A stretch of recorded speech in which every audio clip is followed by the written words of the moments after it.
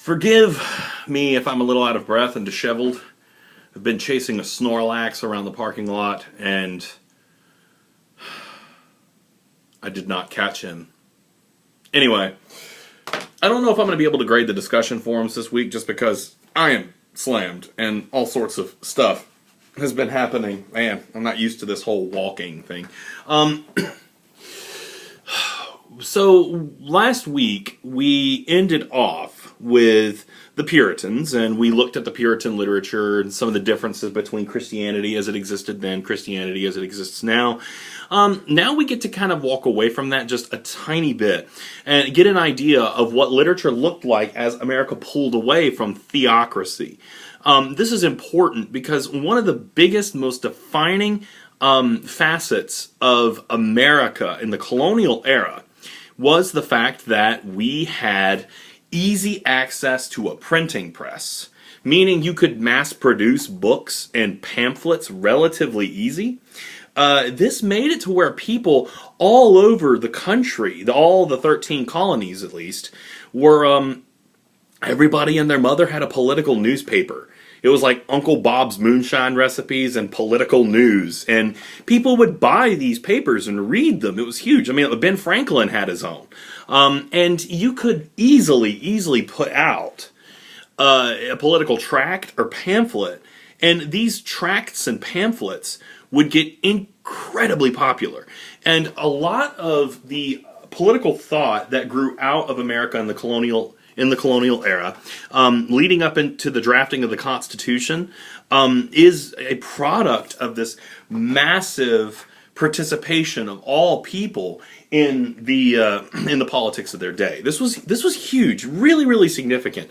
I mean, the Puritans had it too. They were one of the things I forgot to mention in last week's lecture was that almost everyone had a pocket version of Michael Wigglesworth and the Day of Doom. It's like, you know what? I can't leave the house unless I got my Hell Babies in my pocket. That book was beloved and studied. Anybody in here like it that much? I hope not, because it is awful. I mean, I appreciate it for what it is, but in the modern context, it is just terrible. This brings us to Thomas Paine. There's a lot of really cool stuff to read in the political canon as we approach the American Revolution. You'll notice as you read the Constitution and the preamble and the Declaration of Independence that the Founding Fathers spent a lot of time justifying their political break with Britain. This is something that bothered them immensely because at this point there wasn't much in the way of legal ideas on how to break away from a ruler or how to make your own country and declare your independence. And in fact, anytime that had happened, it had had really dire consequences. In the context of the American Revolution, the French Revolution was also underway, and the French Revolution, I mean, they just really enjoyed cutting people's heads off. I mean, it got dark really quick. And the American Revolution, the French Revolution was so unbelievably concerned with rich versus poor and overthrowing the tyrant. But the chaos in the political vacuum of the French Revolution actually caused a great deal of, chaos. It caused a lot of real nightmarish scenarios. The rise of Napoleon and his wars and his empire, that was really coming off of the cusp of the French Revolution. And so, revolutions don't have a good taste in people's mouths because it's scary. You know, we had at this point a system of monarchs and kings, and that system of monarchy kept things at least stable and predictable. And so the Founding Fathers come in, and this is something that they really wrestle with. Now, one of the things that's been pointed out to me lately is that when I teach literature, it is really heavily rooted in religion. And that gets annoying after a while, but there's something you really need to understand about the Puritans. And the Puritans and the difference between the Puritans and the Founding Fathers. When we say the Founding Fathers were Christians, we're talking about a very different form of Christianity. The Founding Fathers were deists. Deists believe that God designed the universe like a clock. He wound it up, he set it down, and he let it run its course. It's a very different conception of Christianity than what the Puritans were trying to sell. The deists were really suspicious of theocracy. Theocracy is religion-centered government. And in a lot of ways, when you look at Britain, Britain had a lot of theocratic tendencies.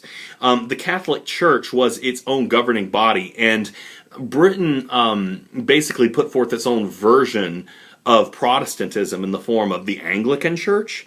And the king was always seen as a representative of God on earth. That was just par for the course. So kings are themselves derived of a sense of theocracy. Now, here come the Founding Fathers and the philosophy of the Enlightenment, which is right in the middle of what Thomas Paine was doing.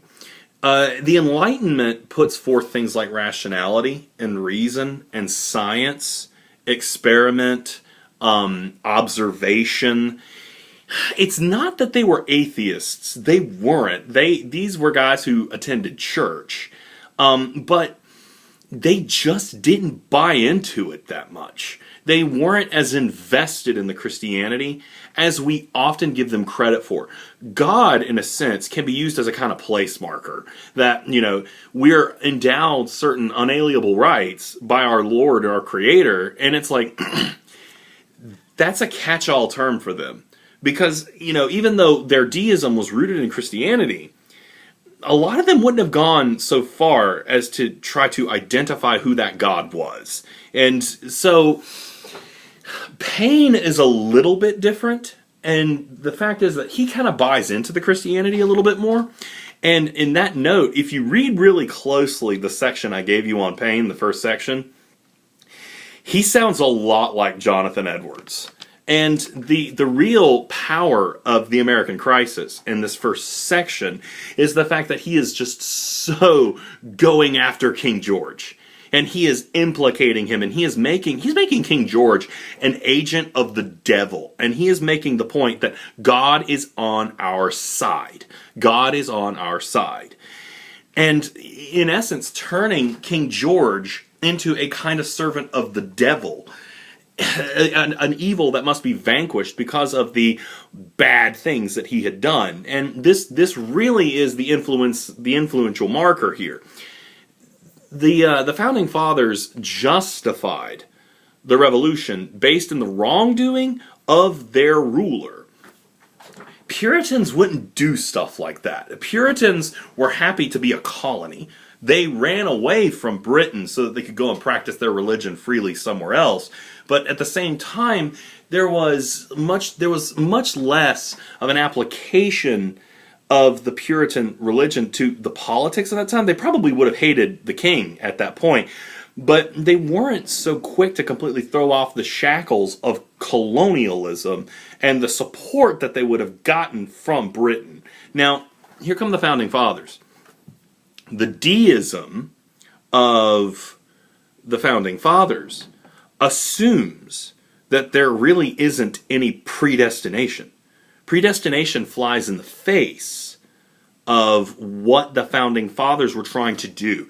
If everything is predestined and preordained, there's no reason to have a revolution. If you are to be independent, God will it, and it will happen.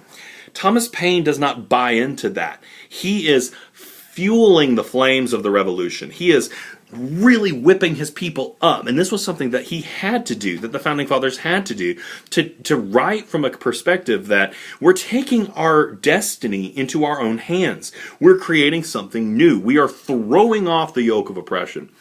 In this way, there is a really interesting intersection between the ideas of deism and Christianity in its more puritanic form. Paine treats this as an almost puritanic sermon, but he's using it to put forth a very deistic idea. The clock is running, But we have to stand up and take our fate into our own hands. We can't wait for God to intercede. He has wound the clock. And the clock is the physical dimensions of the universe as it's ticking down. We are here, we are now, and our choices are extremely important. Now, I wanted to go ahead and include a discussion of Sleepy Hollow in this video, but I'm actually going to stop. I'm giving you an assignment this week talking about American literature as it exists now. Think about some of the things that I've said in this video. We'll go into Sleepy Hollow next week, but I want you to mainly focus on the assignment that I've given you, and I'll give you a new discussion question next week, and I'll try to get the last discussion questions graded in the next day or so. Man, I love this stuff way too much. I need a life. I need somebody to invite me to fun parties. I think I'm going to go chase that Snorlax again.